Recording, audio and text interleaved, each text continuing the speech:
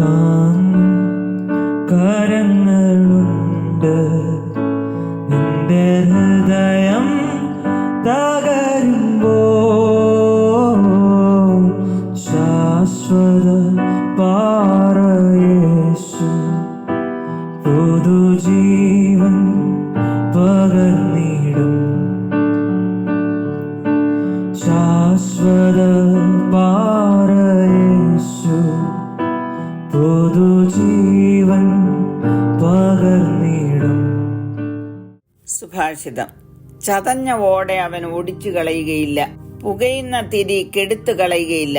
അവൻ സത്യത്തോടെ ന്യായം പ്രസ്താവിക്കും. A bruised reed he will not break, and a smoking flax he will not quench. He will bring forth justice for truth. യെശയ്യാ പ്രവചനം 42-ാം അധ്യായത്തിന്റെ 3-ാം വാക്യമാണ് വായിച്ചത്. വരുവാൻ പോകുന്ന മശിയെക്കുറിച്ചുള്ള ദീർഘവീക്ഷണമാണ് 42-ാം അധ്യായത്തിന്റെ ആരംഭം മുതൽ യെശയ്യാവ് രേഖപ്പെടുത്തിയിരിക്കുന്നത്. യേശു കർത്താവിനെ ഒരു ദാസനായി ചിത്രീകരിച്ചുകൊണ്ടാണ് ആരംഭിക്കുന്നത്. 1-ാം വാക്യം വായിക്കുന്നു: ഇതാ ഞാൻ താങ്ങുന്ന എന്റെ ദാസൻ, എന്റെ ഉള്ളം പ്രസാദിക്കുന്ന എന്റെ വൃതൻ. ഞാൻ എന്റെ ആത്മാവിനെ അവന്റെ മേൽ വെച്ചിരിക്കുന്നു. അവൻ ജാതികളോട് ന്യായം പ്രസ്താവിക്കും. യെശയ്യാവിന്റെ പുസ്തകത്തിൽ ദാസൻ എന്ന നിലയിൽ 3 പേരെ അഭിസംബോധന ചെയ്തിട്ടുണ്ട്. 37-ാം അധ്യായത്തിന്റെ 35-ാം വാക്യത്തിൽ എന്റെ നിമിത്തവും എന്റെ ദാസനായ ദാവീദിന്റെ നിമിത്തവും ഞാൻ ഈ നഗരത്തെ പാലിച്ച് രക്ഷിക്കും എന്നെഴുതിയിരിക്കുന്നു. 41-ാം അധ്യായത്തിന്റെ 8-ാം വാക്യത്തിൽ നീയോ എന്റെ ദാസനായ ഇസ്രയേലേ, ഞാൻ തിരഞ്ഞെടുത്ത യാക്കോബേ, എന്റെ സ്നേഹിതനായ അബ്രഹാമിന്റെ സന്തതിയെ, നീ എന്റെ ദാസൻ, ഞാൻ നിന്നെ നിരസിച്ചു കളയാതെ തിരഞ്ഞെടുത്തിരിക്കുന്നു എന്നെഴുതിയിരിക്കുന്നു. ദാവീദ് എന്ന ദാസനും ഇസ്രായേൽ എന്ന ദാസനെയും കുറിച്ച് നാം പഠിക്കുമ്പോൾ അവർ ചതഞ്ഞ ഓടകളെ പോലെയും പുകയുന്ന തിരികളെ പോലെയും ആയിരുന്നു.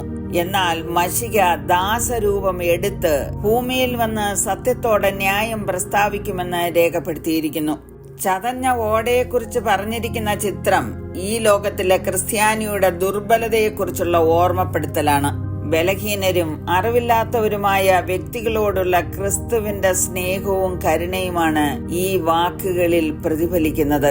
പ്രിയമുള്ളവരെ, എത്രയോ പ്രാവശ്യം നാം ദാവീദിനെ പോലെ അല്ലെങ്കിൽ യാക്കോബിനെ പോലെ തകർന്നടിഞ്ഞ് ഇനി മുന്നോട്ട് ജീവിക്കുവാൻ കഴിയുകയില്ല, ഞാനൊരു ചതഞ്ഞ ഓട പോലെ, അതായത് ഈ ഞാങ്ങണെ ഒന്ന് നേരെ നിർത്തുവാൻ കഴിവില്ലാത്ത അവസ്ഥയിൽ ആയിരിക്കുന്ന ആ ബലഹീനതയിൽ നമ്മെ തള്ളിക്കളയാതെ ആ കരം കൊണ്ട് നമ്മെ നേരെ നിർത്തുന്ന യേശു കർത്താവിന്റെ സ്നേഹമാണ് പ്രതിഫലിക്കുന്നത്.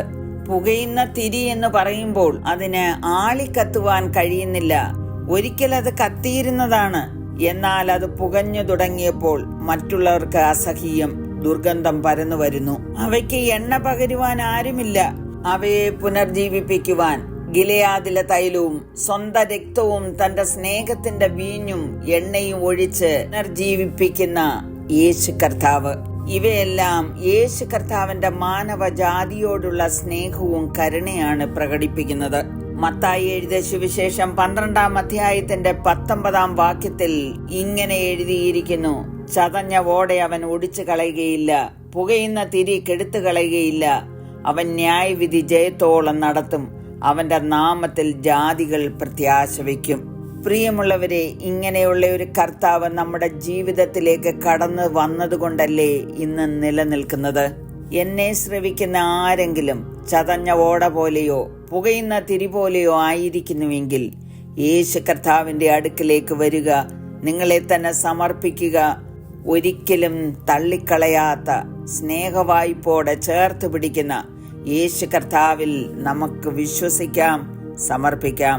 കരുണയുള്ള പിതാവേ, ജീവിതത്തിന്റെ പല സന്ദർഭങ്ങളിലും ഞങ്ങൾ ചതഞ്ഞ ഓടകളെ പോലെയും പുകയുന്ന തിരികളെ പോലെയും ആയിത്തീർന്നിട്ടുണ്ട്. എന്നാൽ അവിടുത്തെ സ്നേഹം ഞങ്ങളെ തേടി വന്നതുകൊണ്ട് നേരെ നിൽക്കുവാനും ആളിക്കത്തുവാനും അവിടുന്ന് കൃപ ചെയ്തു. അന്ത്യം വരെയും വിശ്വസ്തയോടെ നിലനിൽപ്പാനുള്ള കൃപ ഞങ്ങൾക്ക് നൽകണമേ എന്ന് യേശുക്രിസ്തുവിന്റെ നാമത്തിൽ അപേക്ഷിക്കുന്നു. കേൾക്കണമേ. ആമേൻ. ഭാരം വലിയതോ, നോകം